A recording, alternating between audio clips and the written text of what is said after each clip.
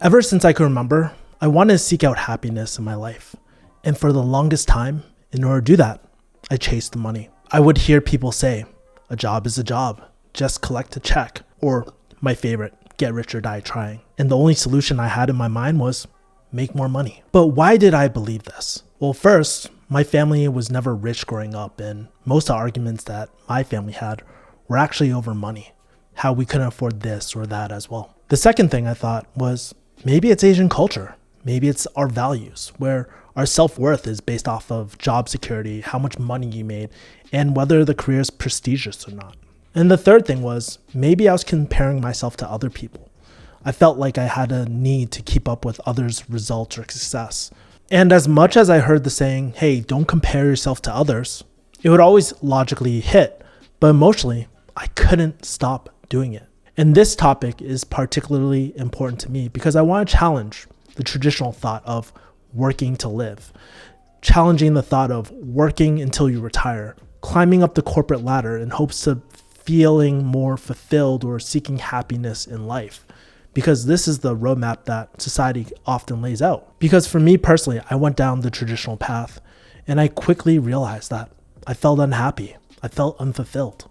And slowly and surely, I started picking up habits like eating out all the time, needing to go out and party every single weekend, and obviously increasing my caffeine consumption as well. And when you think about these habits, none of them are really super destructive in particular. But after all, it wasn't like I was doing coke or heroin every single weekend. But the truth was, every single time I came back home from my job, I would go into bed, and that's when the thoughts would turn on.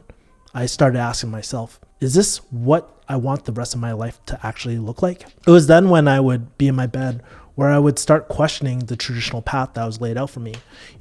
Just working a 9-to-5 so I could just invest into my investment accounts, getting a home and starting a family by 35, and just settling for a career that I was unhappy with, but financially took care of me as well. And don't get it wrong, it wasn't like I wasn't grateful for all the opportunities and for all the things that I've had. After all, it takes quite a bit of a privilege to worry about whether you're happy or not versus whether you can put food on the table, right? But the funny thing for me was that I felt trapped. I didn't know what else to do with my life other than to make more money. So I kept on wanting to move up the corporate ladder, thinking that more money, more success would really solve the issue. But the truth is, it only made things a lot worse.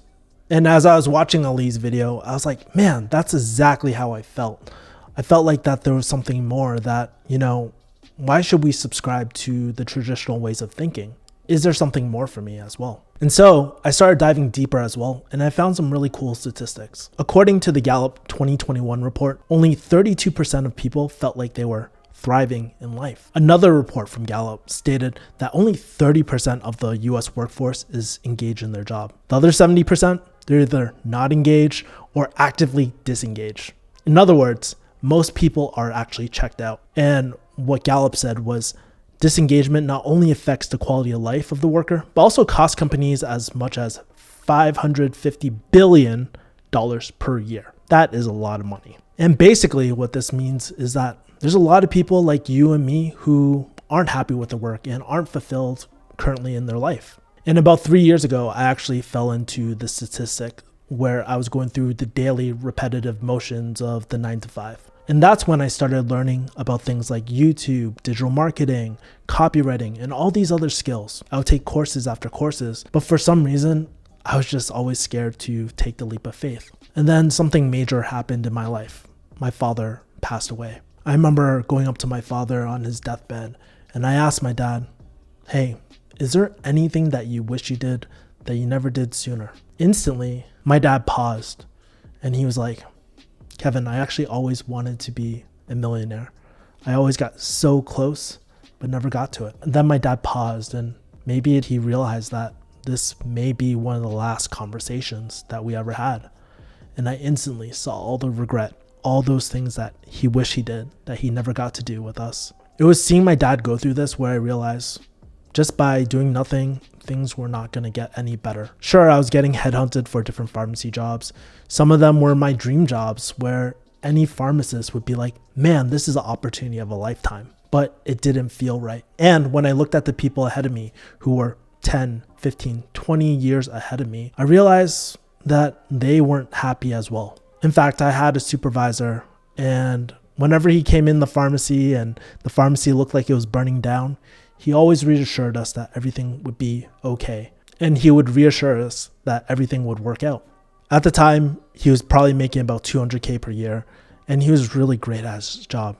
From the outside, you would think that everything was okay. But all of a sudden, one day, he didn't come into work. And we all got an email saying that he passed away. And then the real truth came out.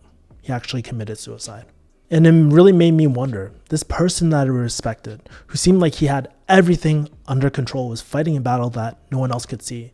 And it really made me think, if I continued this path, would I end up like him as well?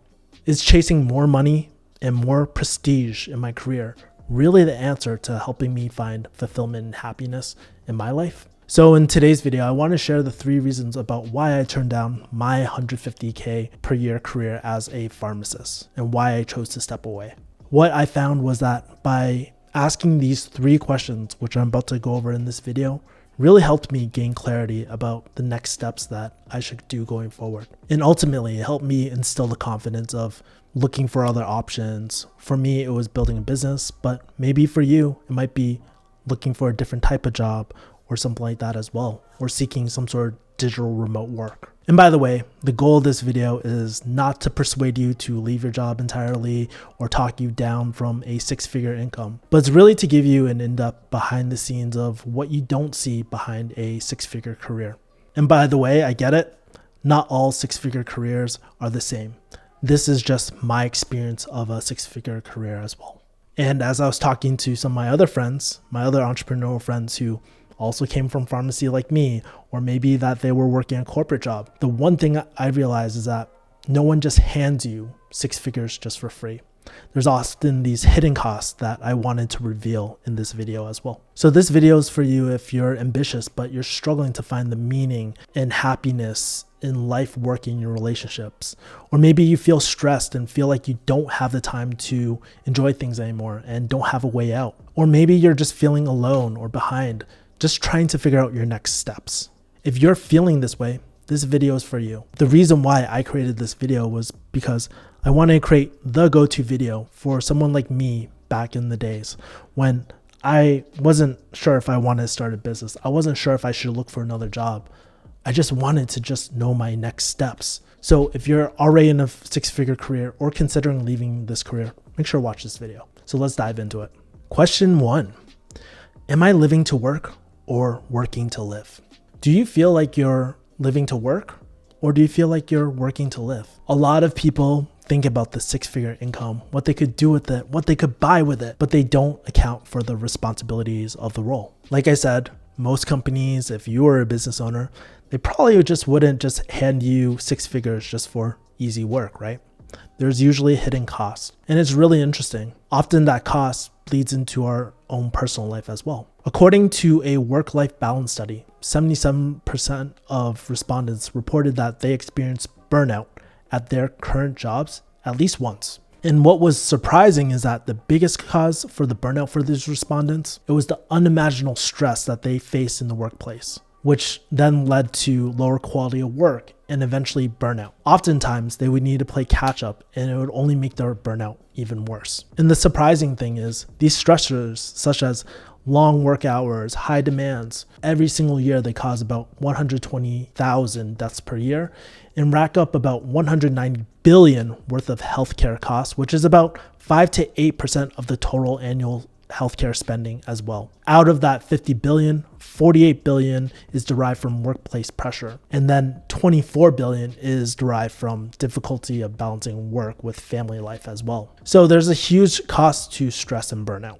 The real truth is stress from work not only costs a lot financially, but it's also killing us. I remember for myself, when I started as a registered pharmacist, I was making about 130K per year starting as a staff pharmacist. At first, it was exciting. For the first time in 25 years, I felt like I actually had money. Literally, I probably went from making $15 an hour to almost $65 an hour, which was pretty good. While I didn't blow my cash on a BMW, an i8, or become the new Saint Laurent Don, right? I finally had the means to take my friends to go out to eat, to treat them out, and invest heavily into the market, into my investments without really thinking about it at all. But that got old really, really quick. At some point, it became harder and harder to balance my personal life with my work responsibilities as they started growing. It wasn't a big deal the first year or the second year, but around year 5, I started feeling differently. My days after work would start to look like this, where it was so common for me to sit in LA traffic for an hour or two, scramble to my yoga class, only to find that I couldn't go to yoga class because of LA traffic making me late, sitting in more traffic, going to a grocery store, and cooking dinner. And next thing you know, it's 10 p.m. and I had to go to sleep because I had to wake up early again just to go to work again. At the time, it just felt like I had to cram every single minute into my schedule, and I was going back to back and back, and I could never really relax or anything like that. I remember going to bed thinking, is this what my life is going to look like every day for the next 30 to 40 years until retirement? If I have kids or family, how am I supposed to take care of them? While the 6 figures was initially great financially for me, the amount that my work bled into my personal life wasn't so great. Sure, there were minor inconveniences, like checking my schedule to see if I could go to a gym or jiu-jitsu class, or checking my schedule to meet up my friends for dinner or lunch on the weekend, or checking my schedule to go on vacation with friends so I could get it denied because, I need to submit my vacation a year out. If you can't tell, checking my schedule was probably a huge inconvenience as well. I mean, really? How the hell am I supposed to know where I want to go in 1 year when I don't even know what I want for breakfast the next day, right? Like I mentioned, people just don't hand you 6 figures just for nothing. There are these hidden costs into your personal life as well. When I was at work, balancing the responsibilities at a corporate company felt suffocating. If you've ever dealt with corporate, there's work politics, there's passive aggressiveness, there's that whole bureaucracy side that made me want to commit seppuku every single day and gouge my eyes out. I remember being at work and asking myself, would I ever want to spend my personal free time with some of these people? And the answer every single time was a resounding no. At some point, it felt like I was living to work, not working to live. And I felt miserable and hated the way I felt every single day. I remember waking up with anxiety, early morning insomnia, and just felt stressed all the time. And when I was at the peak of my burnout, I realized that I wasn't doing anything fun anymore. All I wanted to do was just sleep. My amygdala was kicking in. And I always felt like I was in survival, fight, flight, or freeze mode 24/7. My relationships took a hit because we wouldn't really do anything. And I felt like because I was working all the time, I barely even had enough time for myself. How could I really have a relationship if I couldn't spend it with my significant other? And according to the World Health Organization work-life statistics, I'm not alone. Over 80% of people felt like me and were stressed at work. And when I started feeling this way, and when I started noticing the burnout, I went to the other older pharmacists and asked them this question. Do you foresee yourself doing this for the rest of your life? And the answer was the same every single time. They would always sigh, tell me a job is a job. It's a way to pay for a living, but that's it. Just clock in, clock out, and collect a check. For me, I was never really satisfied with that answer. If it worked for them, great. But for me, it felt like settling. In my head, I would always ask myself, does life have to really be that way? I mean, how impactful would it be to find fulfilling work that not only paid for your living, but also aligned with my values and was something I cared about? Or maybe having work that doesn't feel like work. You know that feeling when you lose sense of your time, your environment, and your sense of self as well? This is also known as flow state. So what is flow state? We probably all experienced this at one point in our life. It's when you're completely absorbed and deeply focused on something beyond the point of distraction. It feels like time slows down. Your senses are heightened, and work just seems effortless. Some people describe this as being in the zone. And when I first started diving into this concept, it blew my mind away. I've always been a firm believer of hustling, grinding, working harder. After all, my shirt says refugee hustle, right? And it wasn't until my neurohacking coach, Dr. Eugene Choi, broke down this concept of flow, where maybe I didn't really need to focus on hustling anymore. It's the art of losing yourself. This is what all of the Eastern Buddhists, Tibetan monks understood from the beginning. That's why they meditate in caves for years at a time. They practice losing themselves, because once you lose yourself, you're able to connect with this greater thing that excites you, that inspires you, that motivates you. You don't need to push yourself. You're getting pulled. Because that's what survival state feels like. It feels like a hustle, a grind, where you're always having to push yourself. It's a fight. Yeah. When you enter into flow state, you're not pushing yourself. You're just drawn to the thing that naturally attracts you and activates your highest levels of joy and performance. It's a skill that can be learned, but anyone can learn it. I've come to believe that firmly.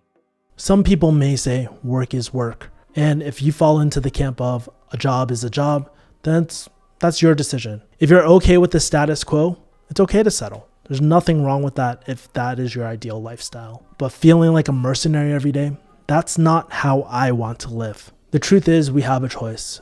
And the choice I'm making is that I'm done with that old life, my old corporate life. Thinking back on it, I can't believe I prioritized working through the holidays over spending time with my family and friends who were halfway across the country. I mean, does it really make sense to spend more time with asshole managers that piss me off more than my family or friends that I actually cared about? Of course not. Especially as I get older and especially as I lose the people like my grandmother or my father who are no longer here. I think about how much time I missed out spending with them and how disappointed I was in myself for prioritizing my life over a company, a corporate company who really did not give a fuck about me. And even to this day, it still breaks my heart. Sure, money is important, but what's the point of money if you don't have the time or energy to spend it with your friends or family? To me, seeking approval of how to live my life is just so backwards. Why should anyone have to ask for permission on how to spend their time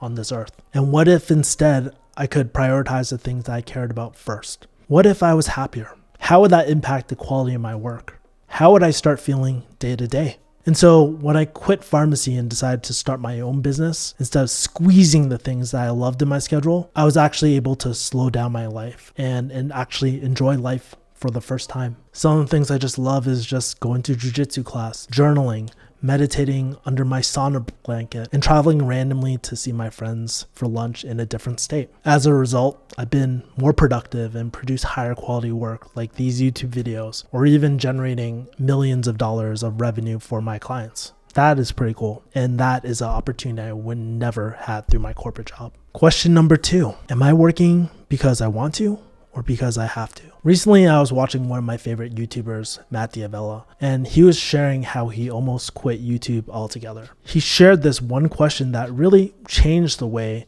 that I recognize and identify with burnout. Check out this segment. And so why did I want to quit? That's a good question. You know, I think for me, it came down to one question, and it's a question that you need to constantly ask yourself. Am I doing this because I want to or because I feel like I have to? Especially if you're looking for a career that is fulfilling and that brings you joy and excitement, you need to ask that question over and over again. Am I doing this because I want to or I feel like I have to? And so I started asking myself when I was back in pharmacy, when I was working that corporate job, am I doing this because I want to or doing this because I have to? And being forced to do things kind of reminded me of this. All right, time to work on my next YouTube video. Hello? 哎呀，仔啊，你要食多啲菜啊！ Okay, Mom. All right, back to working on my YouTube video. Hello? 哎呀，仔啊，你要返屋企飲湯啊！ Mom, you do realize I do live in Vegas, right? All right, doors locked so my friend doesn't barge in. Time for some personal time. Hello? 哎呀，仔啊，你要快啲結婚啊！ Mom, how are you expecting me to get married when you've told me most of my life that I'm not allowed to have a girlfriend or date? Ugh, bad memories. Anyways, the truth is, no one likes being forced to do things. And when I think about my 6-fig days as a pharmacist, the truth is I was working because I often felt like I had to. I felt like I had no choice. The first thing was I had student debt and I actually needed a new car after graduation. And then there was that responsible part of me where I knew I had to invest for retirement, save for my future. And I also felt the pressure of making my degree, my 180 to 200K degree, worth it. And plus, if I wasn't doing pharmacy, what else would I do? But as I started to work more and more, I started realizing that a six-figure career didn't leave me with much control over my day. And oftentimes, the work that I had to do was more reactive versus proactive. If you don't know what I mean, this was like a typical day of my pharmacy career. 135, 140, 145. One pharmacy call. Damn it, I lost count. I hate these 90-day metformin prescriptions. Hey, this is Kevin from earlier. Did my inhaler come in, by the way? Oh shoot, it looks like it just came in. But your insurance looks like it's not gonna cover it. Let me call your doctor and I'll update you when I hear back from them. Wait, so does that mean I can come in right now to pick it up? Well, are you willing to pay $300 for your inhaler? Wait, I don't have that type of money. So great, like I said, let me call your doctor. I'll get your prescription changed and I'll call you back. Sound good? So can I come in 30 minutes to pick up my inhaler then? Listen, we need to hear back from your doctor first. Let's see what they say and I'll call you back ASAP with an update. I'll even put priority on this when I get the prescription in. Sound good? Great, I'll come in 30 minutes. My prescription will be done then. Thank you. Oh, fuck my life. Well, I guess I'll call this doctor. One pharmacy call. Two pharmacy calls. Three pharmacy calls. Oh my god, it's busy as f***. This is Dr. Choo Choo Tran's office. Hey, this is Kevin from XYZ Pharmacy. I need to get this prescription changed for a patient because the insurance... Oh, pharmacy? Just fax it to us. Bye. The f***. Woo! I got here as quick as I can. Is my inhaler done yet? My life. When I look back at those pharmacy days, I started asking myself, why did I feel so frustrated to begin with? And the problem wasn't only that I did have control over my work, but the work was so reactive that it started pulling me away from the work that I really wanted to do, which was patient care at the time. Oftentimes, like the skit that you saw, I would be on the phone trying to get someone's meds changed before an office closes, and then a customer from the front felt like it was appropriate to yell at me while I'm on the phone to ask me where the freaking milk is. Well, I'll tell you this, it's probably not in the pharmacy. And instead of helping my patients, a lot of time I would get pulled away from my work, either looking for hard copies because I was doing some insurance audit, or we had some legal type of thing because we had an inspection coming, or even just managing people in general and dealing with conflict management 24/7 on top of the other duties and trying to answer the question, where's the milk? This lack of control and being interrupted every single 5 minutes was just really not for me. I always felt super upset, frustrated, and pissed off, which led to burnout. I always felt like I never had enough resources in the pharmacy. And when I talk to a lot of my friends who are at six-figure companies, even though they're not filling medications, a lot of times they feel strapped for resources as well. And believe it or not, one of our most basic human needs is a sense of control. We want to make sure that we have a choice and that our actions actually make an impact or a difference out there. In social psychology, we call this locus of control. If we have an internal locus of control, then we believe that our own efforts determine what happens in our lives. But the more external locus of control, the more we believe or we feel that our lives are controlled by outside forces that we don't have control over. And according to Psychology Today, research has linked external locus of control with poor mental health and physical health, anxiety, depression, learned helplessness, and internal locus of control with greater happiness, health, success, the ability to cope with challenges, the ability to endure. When I look back on my pharmacy days, I felt like there was an external locus of control where I didn't have control over my day-to-day and the things that I loved. I look at my old vlogs and I think about, damn, how crazy was my life back in the day? I remember waking up at 5 a.m. just to drive sometimes 2 hours to the pharmacy to beat LA traffic. Sometimes I would go into my favorite coffee shop in the morning and work on Refugee Hustle, which is my personal blog and newsletter. And right after, I would drive to a pharmacy and open up my pharmacy, where that's when the chaos started happening.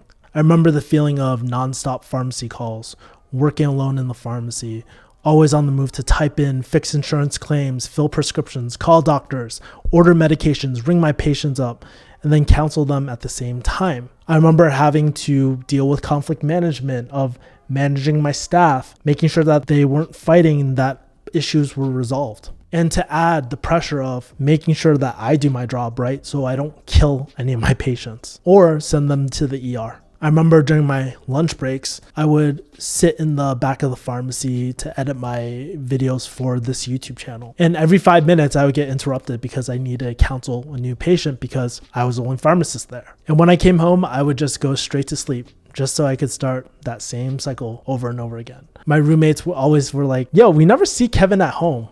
Right? Do you even live here? And when I look back to my old vlogs, I honestly felt like I missed so many different experience, really precious moments like this. My name is Bo. Hello, my too dark. name I is just rolled it up Bo. Hello, my name is Bo. Okay, good. Hold on, let me count. Hello, my name is Bo. Hello, my name. Hello, my name is Bo. Hello. All that fur in his hair. So he gets traumatized from me doing matches, but he doesn't get traumatized from this. Question number 3. Is work turning me into the person I want to be? According to a study, over 54 workers report that stress from work affects their life at home. And the other 76% of US workers said that workplace stress affected their personal relationships. The truth is, stress in the workplace not only influences our careers and how we feel and perform on the job, it affects our personal lives as well. I remember sometimes when I was a pharmacist, I would come home and I was so frustrated, so bitter, so pissed off about the actual workday and how stressful it was. And I was horrible at not bringing my baggage home from the pharmacy. Sometimes I would just sit in my car for an hour just trying to cool off, just trying to vent and just decompress. And if it was really late, I would start lying in my bed, and that's when the thoughts would start coming. And I would be in my bed thinking, damn, I can't believe I got yelled at by a customer who's not even my patient because she couldn't find the milk. Why the hell would she think that's in the pharmacy? Who the hell drinks milk anyways these days? What the And it made me think, dealing with all these responsibilities as a pharmacist is making me into a bitter ass person, a person I didn't really want to be. And over time, I realized that whenever I spoke to people at the pharmacy, I always felt irritable and I never really want to talk to them. In my personal life, I never want to go out with my friends or just do random things just to have fun. I remember my ex-girlfriend used to ask me, hey, you want to do this? I'm like, no, not really. And I remember that Sunday night dread where every single day when I had to go to work, I would always think, what shit do I need to put up with tomorrow?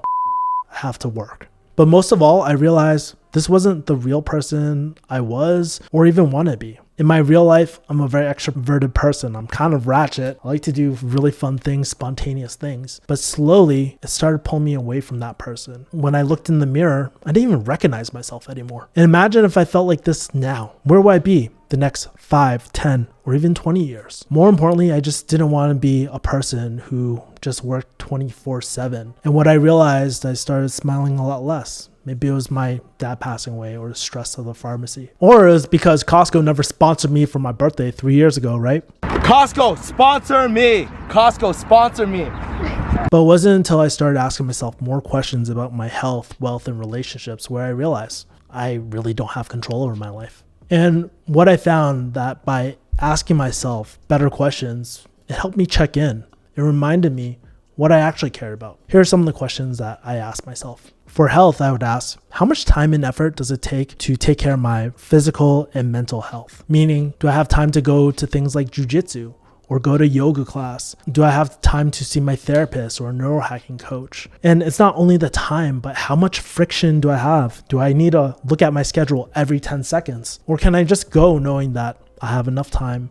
I'm good. I don't need to worry about work because this is the time I settled out. That helps me be a lot more present, especially when I'm choking people out. The second thing for relationships is how much time and effort does it actually take to spend with the people I care about? Meaning, do I have the ability or do I have the perceived ability to see my friends and family when I want and where I want? Do I have the flexibility and freedom to grab a dinner or go out with them and spend some real quality time rather than just rush in a quick coffee meeting? Do I need to freaking check my schedule every 2 seconds to see if I can meet up with someone? Or do I have control over my schedule and can I set boundaries? For wealth, the question I usually ask here is, how often do I compromise and prioritize my financial situation over my ideal lifestyle? And sure, we all gotta eat, but there definitely is a balance here. How often do I feel like I sell out for money? Am I taking clients or just a job because I enjoy the work? Or am I just collecting a check? Do I have the financial abundance in my life where it not only takes care of my financial necessities, but also where I feel like I have the capability to invest and take care of the people around me? Do I have the capability to invest in my finances, businesses, relationships, mental health, and financially as well? And if you notice something about all these questions, a lot of them are based off feeling.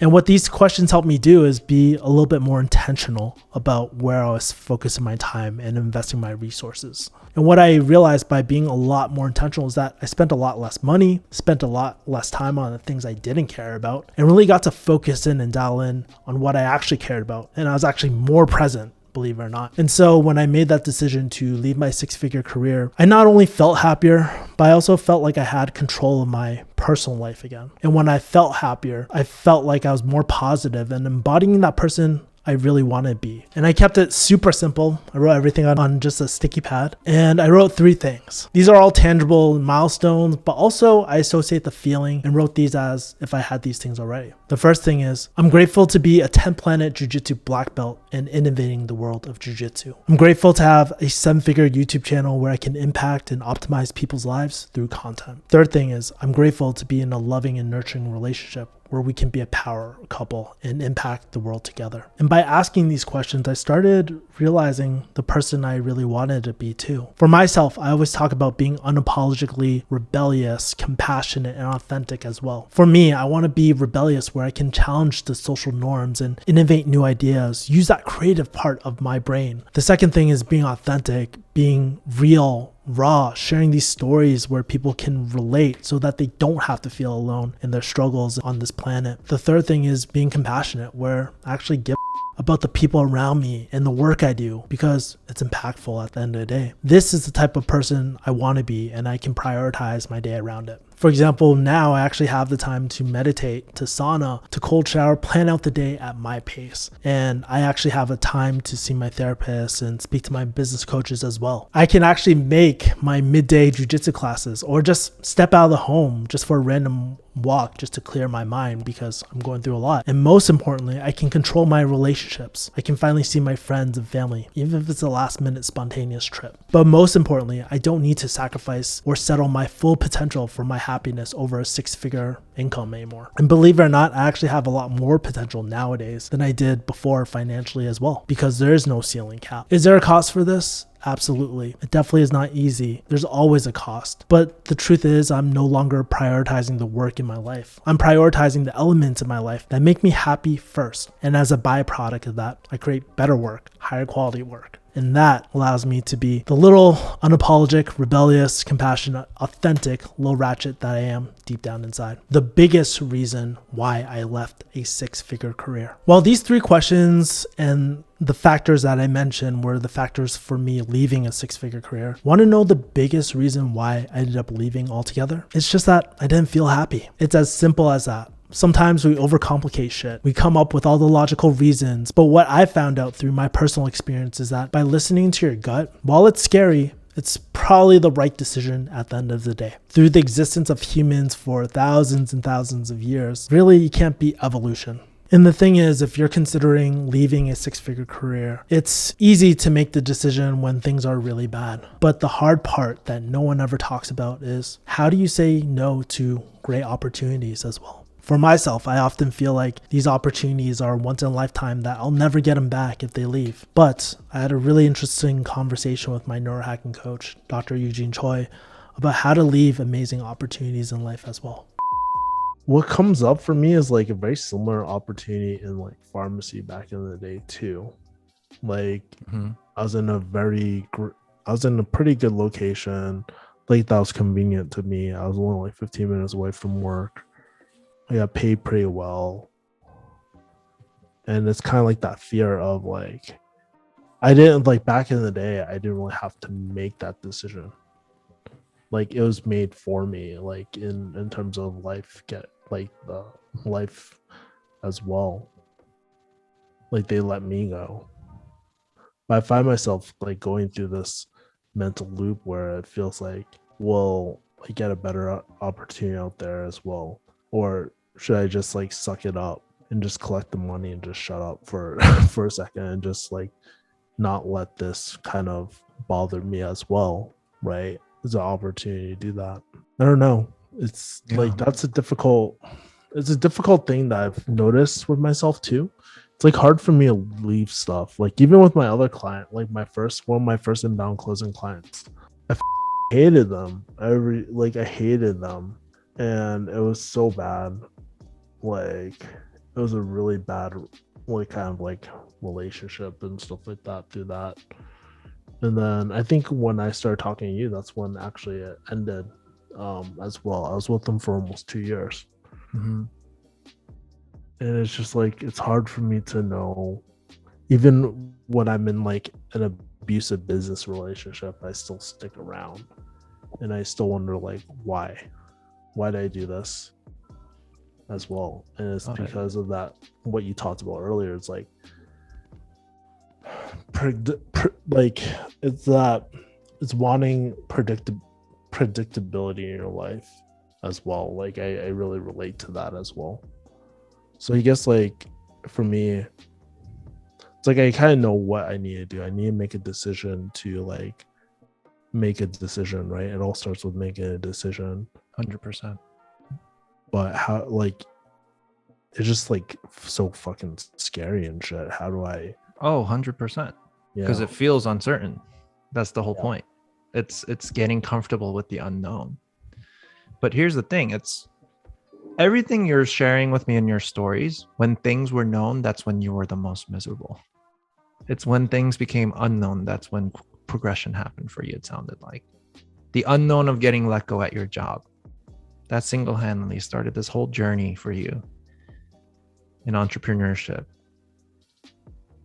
You were connected with people at JK. Became roommates with one of them.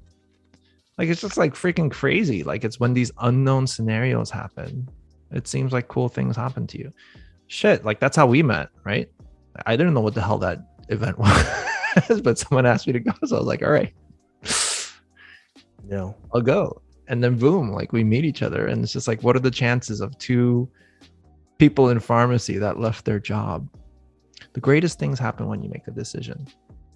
Like, and I don't usually say things like I know how you feel, but I feel like we have such similar backgrounds. You know, I was in the same place. Yeah. I was getting paid $180,000 a year as a pharmacy supervisor for LA County. And I was sitting there going, shit, this is really comfortable. I was a supervisor on paper, but I had no one to supervise. It was a desk job. I was in front of a computer because I worked for the IT department. And none of them knew pharmacy. So I can talk out of my ass and they'll just be like, sure, fine, sounds good. Because no one knows any pharmacy stuff there. It was such a cushy job. But I made a decision. I remember thinking like, all right, I just had my second kid. I don't want to be that parent that tells their kid how to live their life. I want to be the parent that shows their kid how to live, like through my life, shows how to live life. So I made a decision that day to commit to myself. I'm like, I know I'm going to regret this if I don't give myself the respect to step up, even though it's so uncertain. And I quit. I made the decision. I'm like, I'm quitting. Yeah, I put some thought into it. That's why I ended up at that business coaching company, right? I took like a huge 6-figure pay cut. But when else do I get to get trained and mentored directly by a CEO of a multi-million-dollar business? Point being, you're right, it's a decision. And you can allow yourself to make the decision right now. You're like, shit, you know what? I'm going to give this a try. I'm going to open up coaching, just like you said. I'm going to see if I can close a couple of more clients. And then you ask yourself some really powerful questions, such as, all right, how many clients would you need to have for you to feel comfortable to be like, all right, this client that you want to let go, you let them go. So that the FOMO's not there as much because you've gotten your back covered. And yeah, it's going to feel uncertain because you're literally entering into uncertainty and you're moving into a new chapter. But it sounded like your story is full of times where you went through uncertainty and it led to growth. I mean, that's the evidence that I'm seeing in your life. Maybe that's great homework to do, right? Let's just keep gathering more evidence. What has happened when you entered into uncertainty? Even in this coaching relationship you have, you didn't even know what you're getting yourself into and you got into it, right? Gather all of that evidence, because that's when you see what's actually true. What if stepping into the unknown, someone's got your back all the way through, even though it feels scary? I mean, I definitely know what that feels like. You know, I did that twice, right? Leaving behind a secure pharmacy. Like, I did it once in New York and I did it again here in LA. You didn't tell me about the New York one. Well, that's what I had to do to go to New York to LA. I had to quit my pharmacy job there. I was working for 3 years as a pharmacist full time, and I got married. And that was scary, right? Leaving my job, and I was married. And me and my wife just took off and went on a cross-country road trip for 2 months. That was super unknown. But, you know, I remember specifically having this moment. I was driving for it was like a 9-hour stretch. I forget where we were. I think we were like in Montana or something. There's something really therapeutic about going on long drives for me. Some people hate it, but it was like really meditative for me because I just felt all the stress melting away. And it was for one of the first times in my life, I felt the universe speaking to me. It wasn't like words, but you feel it, where it's like I heard a voice. It was like, you know what, Eugene, for the first time, you're giving me something to work with. Because all of your life, you've been complaining about this, saying, asking for me to change that. But for the first time, you made a decision. And when you make a decision, I can work with that because I respond to your decisions. I can't respond if you stay in action. And I remember that just being really profound. I'm just like, yeah, you know what? How you give the universe something to work with? You make a decision and then see what happens. It's that simple. It's the power of making a decision. And like, I can give you story after story of this. I remember when I was sitting in that supervisor job and I was hating it, even though I was making a lot of money, right? But I hated the commute. It's like an hour each way. I had 2 kids by then. I missed my kids. I feel like I was missing out on their lives. And I remember I made a decision one day. It was on New Year's, like a day after New Year's. I was sitting in the office. I'm like, oh God, I don't know how, but I'm making a decision today. By next year, I'm going to be working remotely. I'm going to be able to eat all 3 meals with my kids. And I'm going to have a flexible schedule so I can make my own schedule. Boom. That summer was when I got the offer for that position at Mercy, where it's a flexible job. I get to get trained as a business coach and mentored by the CEO and coach clients. And my start date was January. Yeah. Like, I have story after story with clients, with myself. It's just how it works. It's like when you make decisions, shit happens. Life responds to you. It's only when we don't make the decision that it prevents life from responding to you. But it's scary. The thing that really sticks out to me during my conversation with Dr. Choi was that he mentioned when things are known, that's when you're the most miserable. And while it's easy for the mind to wander and think, well, if I don't do this job, if I leave this 6-figure career, what's next for me? What do I do next? And what I found through personal experience is that while this question is quite daunting, there's endless amount of possibilities. I mean, I stayed stuck in my career for so long because I felt paralyzed thinking about that question every single time I actually considered leaving my job. And it was really interesting because Dr. Choi and I actually talked about this. How do you deal with the question, well, what's next? What should I do in my life? And we talked about how to figure out if you're making the right decision or not. Check out this segment. I wonder if I'm headed in the right direction with everything too. Yeah. You know, that's a great question. And like, I wished I had a great, profound, witty response for it. But the thing to pay attention to is, what's a better question we can ask than that? So here's what I mean by this is, when you do sales training, how many times do you get questions like that start with what what should, right? What should I do? What should I say, right? What do I say here to close this sale magically? Like there's a magic pill answer to it. And the first question before the what is we want to ask how, right? It's like, how do I figure out what to do? How do I go about making sure I feel clear on my goals and clear about my direction? How do I go about this? Because that's the mental energy we need to figure stuff on what. Because when we're in a primal state, we don't think about things like how, right? When we're in that survival state, it's like, right? It's like that experience I use where it's just like, imagine you're watching the cooking channel. You're following step-by-step instructions on what to do. Yet you follow every single step-by-step on what you should do based on what the chef is telling you. But by the time you're done, you're like, what the hell? Why does mine look nothing like the one that the chef made, right? You're comparing yours to the one that the chef made. And it's obviously because the chef understands the how. The chef knows how to cook. So you can throw a bunch of different ingredients at the chef and they'll cook up something delicious. Whereas if you put it at the newbie, they're going to be like, what do I do with all these ingredients? I have no idea what to do. What should I do? What? But then never the question is how. How do I cook better? Because once you answer that question, you can throw those new ingredients at the newbie and they'll be like, oh, I can figure something out here. Is that analogy kind of making sense? It's like, I remember there was this writer, this prominent writer, and he was kind of ranting on stage. He was just like, everyone always asks me this question, like, what do I need to do to hit bestseller? I'm getting sick of that question because it's always the wrong question.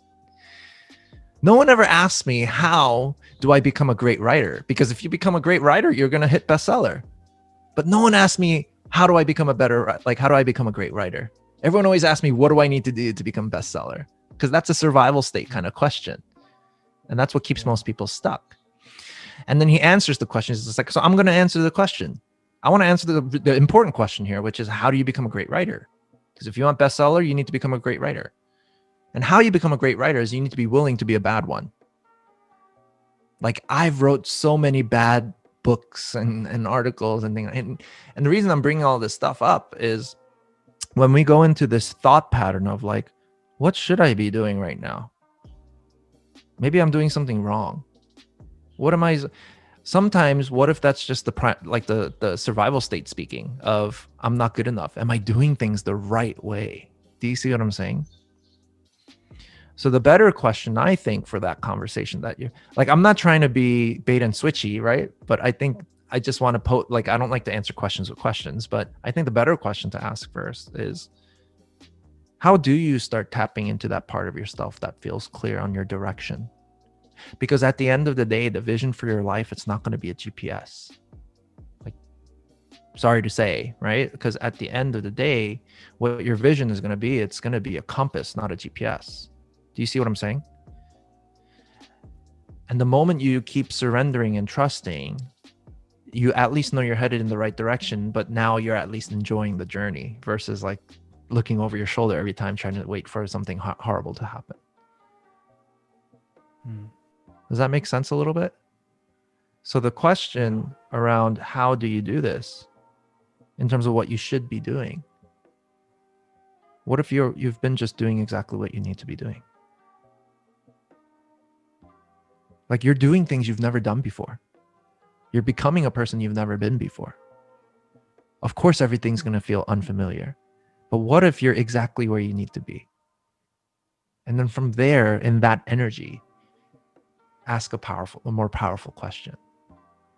You see what I'm saying? Powerful questions like, what am I clear about? If all of these things were possible in my life, what else is possible? Like when you ask your brain a question, it's going to look through all that information you have in your brain and it's going to come up with an answer. It's like, oh, I'm feeling this way right now. Okay. What do I need to see right now to help show me the way?